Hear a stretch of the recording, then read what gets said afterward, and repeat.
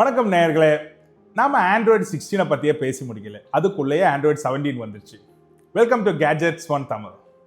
வர்ற ஜூலைல Android 17 update சப்போர்ட்டடான டிவைஸுக்கெல்லாம் வந்துடும். எல்லாம்னு சொல்ல முடியாது, அந்த டைம்ல சப்போர்ட்டடான டிவைஸுக்கெல்லாம் வந்துடும். ஸோ அதுல வர போற மேஜர் 10 ஃபீச்சர்ஸை பத்தி தான் நாம இந்த வீடியோல பேச போறது. ஃபர்ஸ்ட் ஒன், ரேம்ப்ளர் என்னன்னா, நம்ம போன்ல எல்லாம் கீபோர்ட்ல இந்த மைக்கை வச்சு நம்ம பேசும்ல, text to speech to text, அதில் வந்து நாம் பேசும்போதெல்லாம் நாம் ஏதாவது இந்த மாதிரி சவுண்டெல்லாம் வந்துடும்ல, அதெல்லாம் இதுக்கு முன்னாடி நாம் பேசும்போது அது டைப்பிங்லேயோ அது அப்படியே வந்துடும்.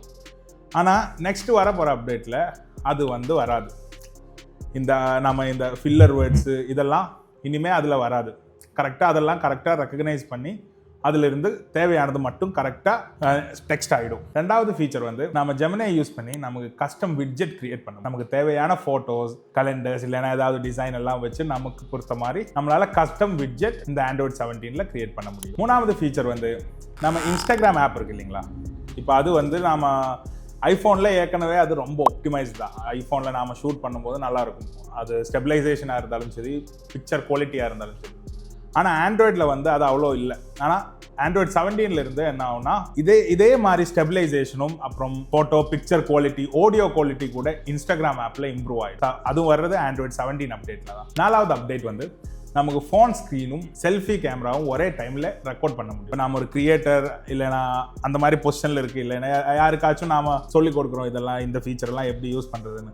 ஸோ ஒரே டைமில் அந்த ஸ்க்ரீனும் ரெக்கார்ட் ஆகிடும், சேம் டைம் நம்ம செல்ஃபி கேமராலையும் அதை ரெக்கார்ட் பண்ணிக்கலாம் நாம் பேசுகிறதெல்லாம். ஸோ அது ஒரு ஹேண்டியான ஃபீச்சர் தான். அஞ்சாவது ஃபீச்சர் வந்து ஒரு ப்ரைவசி ரிலேட்டட் ஃபீச்சர் தான். இப்போ நாம் நிறைய ஆப் இருக்குது இல்லைங்களா, அதுக்கெல்லாம் நாம் பர்மிஷன் கொடுக்குறோம். இப்போது சிம்பிளாக சொல்லணும்னா கேலண்டருக்கு கூட நாம் காண்டாக்ட் பர்மிஷன் கொடுக்கணும். எதுக்குன்னு அது வாங்குறவனுக்கும் கடவுளுக்கு மட்டும்தான் தெரியும். ஆனால் இனிமேல் என்ன பண்ணலாம்னா, அந்த காண்டாக்ட்லேயே ஒரு காண்டாக்ட் மட்டும் ஸ்பெசிஃபிக்கலி செலக்ட் பண்ணிட்டு அதுக்கு மட்டும் பர்மிஷன் கொடுக்குற மாதிரி நம்மளால பண்ண முடியும். ஸோ அதனால என்னன்னா, நமக்கு பிரைவசிக்கு கொஞ்சம் இம்பார்ட்டன்ஸ் இந்த அப்டேட்ல இருக்கு. நெக்ஸ்ட் ஃபீச்சர் வந்து லைவ் த்ரெட் ஆக்சஸ்.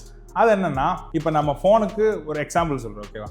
நம்ம ஃபோனுக்கு ஒரு மெசேஜ் வருது, ஒரு ஓடிபி மெசேஜ் எஸ்பிஐ பேங்க்ல இருந்து வருதுன்னா, அந்த ஓடிபி எஸ்பிஐ பேங்க் மட்டும், அந்த ஆப் மட்டும் பார்த்தா போதும், ரைட்? வேற யாராவது வேற எந்த அப்ளிகேஷனுக்கும் அந்த ஓடிபி தேவையில்லை. ஸோ அந்த மாதிரி ஒரு ஸ்பெசிஃபிக் மெசேஜ் அது தகுந்த ஆப்புக்கு மட்டும்தான் போகணும்.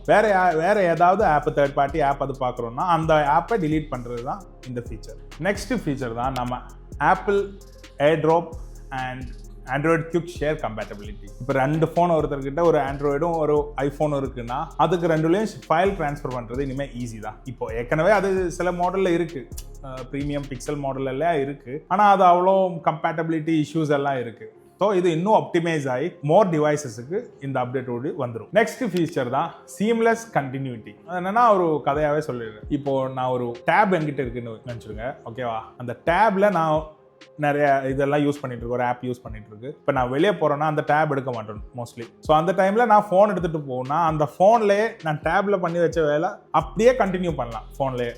அந்த சீம்லெஸ்ஸாக இருக்கும் அந்த டிரான்சிஷன். அந்த ஃபீச்சர் தான் சீம்லெஸ் கண்டினியூட்டி. அது அப்டேட் வந்தால் தான் கரெக்டாக அது எப்படி இருக்குது, நம்மளால் அது கரெக்டாக பண்ண முடியுமான்னு எல்லாத்துலேயும் அப்டேட் வரணும். ஒரு ஃபோனில் மட்டும் வந்தால் பார்த்தாது, டேப்லேயும் அது ஆண்ட்ராய்டு 17 இருந்தால் தான் நம்மளால் இந்த ஃபீச்சர் அது எப்படி இருக்குன்னு பார்க்க முடியும். அண்ட் ஃபைனல் ஃபீச்சர் தான் H.266 வீடியோ கோடெக். அது என்னன்னா, இனிமேல் நம்ம ஆண்ட்ராய்டு 17ல எடுக்கிற போகிற வீடியோஸ் எல்லாம் இந்த வீடியோ கோடெக்கில் தான் வரும். ஸோ இதில் என்ன ஸ்பெஷாலிட்டினா, ஃபைல் சைஸ் ரொம்ப கம்மியாக இருக்கும், ஆனால் வீடியோ குவாலிட்டி வந்து it will be very much better. Okay, video quality ஹையாக இருக்கும், ஆனால் ஃபைல் சைஸ் கம்மியாக இருக்கும். இது நமக்கு ஸ்டோரேஜும் கரெக்டாக ஒப்டிமைஸ் பண்ணுறதுக்கும் ஃபைல் ஷேரிங் இதுக்கெல்லாம் இந்த வீடியோ கோடெக் நம்மளை ஹெல்ப் பண்ணும். ஸோ இவ்வளோ தான் ஃபீச்சர்ஸ்.